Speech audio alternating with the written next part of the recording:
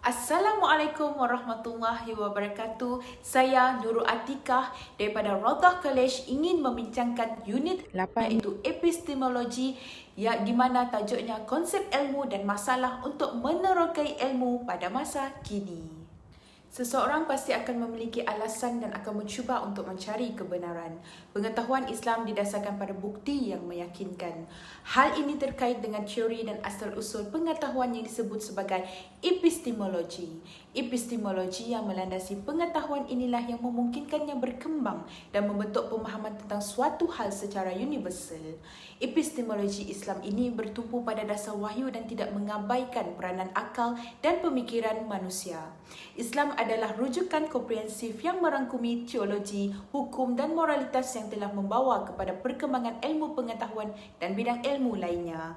Secara umum, epistemologi adalah disiplin ilmu yang membahas dan mengkaji sumber, metod, proses dan keterbatasan suatu ilmu atau pengetahuan untuk mengarah pada pemahaman tentang kebenaran hakiki. Menurut Pendeta Zaba berkaitan ilmu, beliau mengatakan apabila seseorang itu mempunyai ilmu pengetahuan, maka dia boleh membuat pertimbangan sendiri dalam menghadapi kehidupannya, dalam menilai apa yang berlaku di sekitarnya. Dan seseorang yang mempunyai ilmu pengetahuan dengan mempelajari ilmu-ilmu lain dan mempertajamkan akal fikirannya yang disebut pada bukunya yang bertajuk Perangai Bergantung pada Diri Sendiri, Dewan Bahasa dan Pustaka. Apa itu konsep ilmu? Perkataan ilmu berhubung etimologinya berasal daripada akar kata dengan kata jamak ulum yang bermaksud ilmu.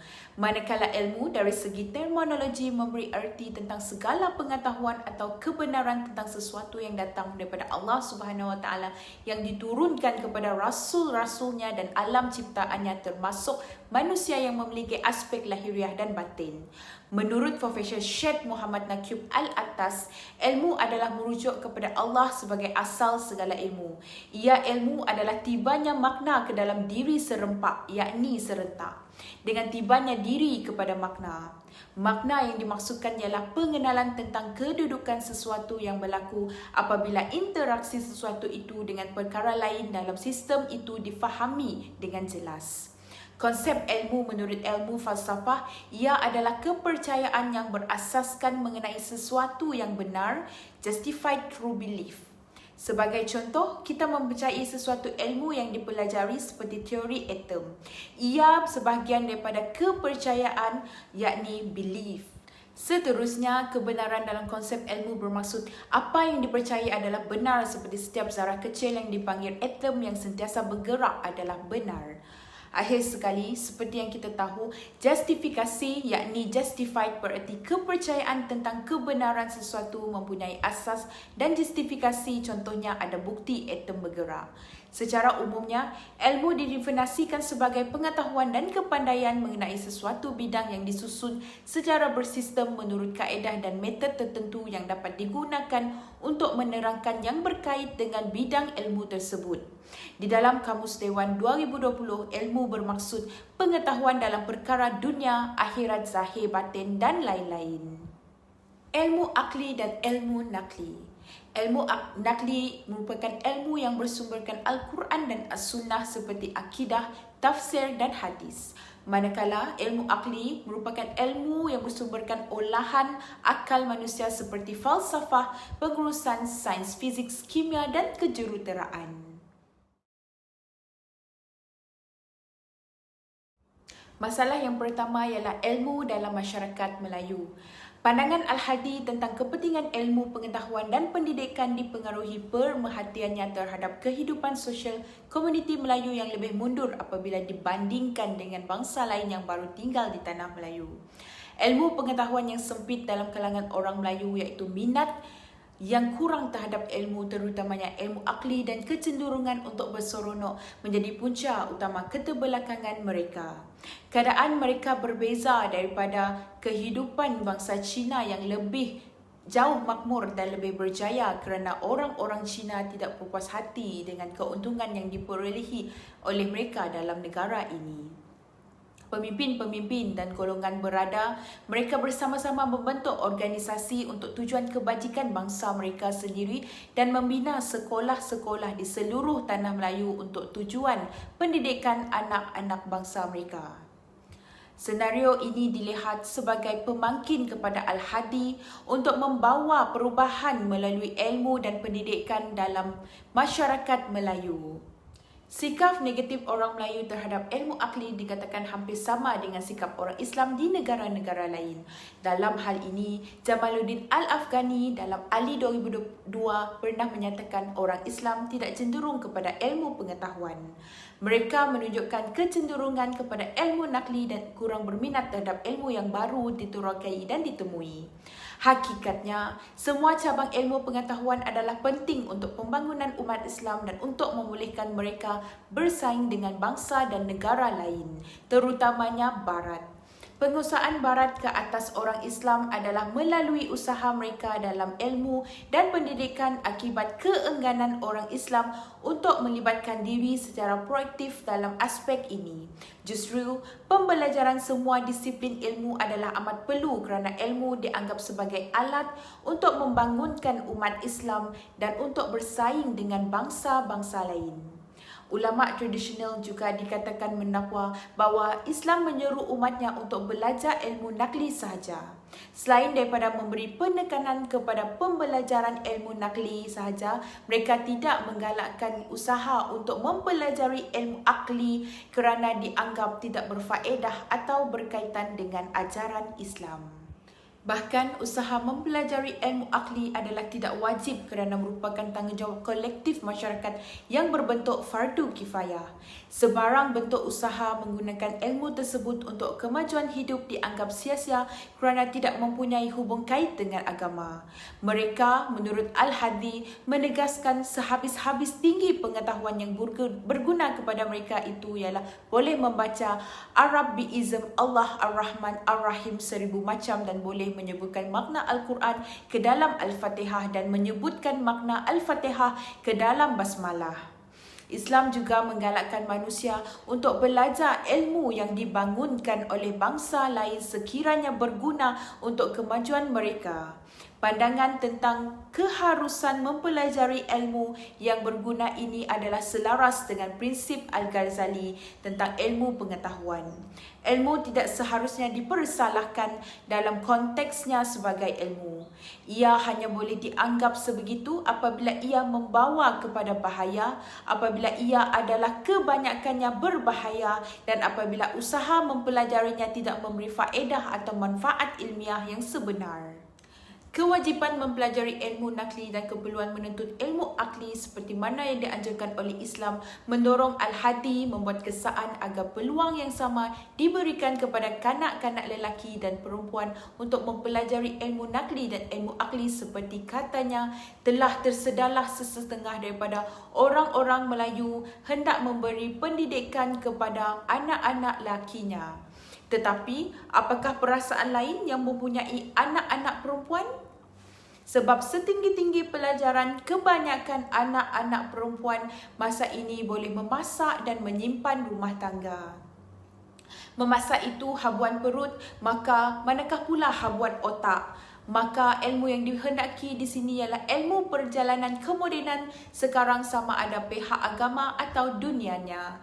Bahkan, golongan wanita mampu melaksanakan urusan rumah tangga dan tanggungjawab kepada suami dan anak-anak dengan jaya jika mereka dilengkapkan diri dengan ilmu pengetahuan yang bersesuaian dengan zaman mereka, sama ada ilmu agama ataupun ilmu moden. Dalam kata lain, penguasaan orang Melayu dalam disiplin ilmu agama iaitu ilmu nakli dan ilmu moden iaitu ilmu akli adalah bertujuan untuk memastikan perkembangan, pencapaian dan kemajuan mereka adalah merangkumi kedua-dua gender lelaki maupun wanita. Kecenderungan untuk menjadi influencer berbanding menjadi orang yang berilmu merupakan masalah yang kedua dalam menerokai konsep ilmu. Kehidupan mewah dan kerjaya yang glamour dipercayai antara penyebab ramai anak muda, khususnya lepasan sijil pelajaran Malaysia SPM terpukau dengan karier sebagai pempengaruh sehingga sanggup mengetepikan pendidikan di peringkat yang lebih tinggi. Hakikatnya, kejayaan itu yang kebelakangan ini dilihat menjadi dambaan ramai remaja belasan tahun belum tentu dapat menjamin masa depan mereka. Pada masa yang sama, keputusan golongan pelapis modal insan ini boleh mendatangkan risiko kekurangan tenaga kerja mahir dan profesional kepada negara. Bernama dalam artikel pertama, isu ini mendedahkan hanya 51% daripada 1,000 responden lepasan SPM berusia 18 hingga 20 tahun mahu melanjutkan pelajaran, sementara 39% memilih untuk bekerja dan baki 10% langsung tiada perancangan.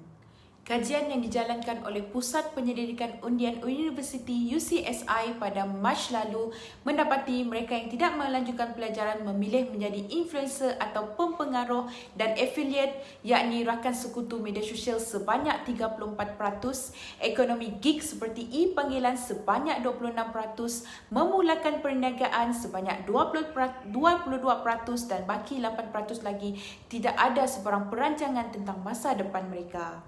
Menurut pempengaruh popular di TikTok, Nami atau nama sebenarnya Najmi Shahruddin, 27 tahun, menjadi pempengaruh sepenuh masa bukan satu kejayaan yang boleh dirancang pada usia muda. Beliau yang telah hampir 3 tahun bergelar TikToker dan kini turut mencuburi dunia seni tanah air sebagai pelawak, berkata remaja khususnya lepasan SPM yang ingin menyertai bidang itu tidak harus melakukannya secara terburu-buru. Pelajaran penting kerana dapat menjadikan seseorang itu berilmu, mempunyai akhlak terpuji dan matang dalam menyelesaikan sesuatu perkara. Masalah yang ketiga adalah generasi kurang gemar untuk membaca.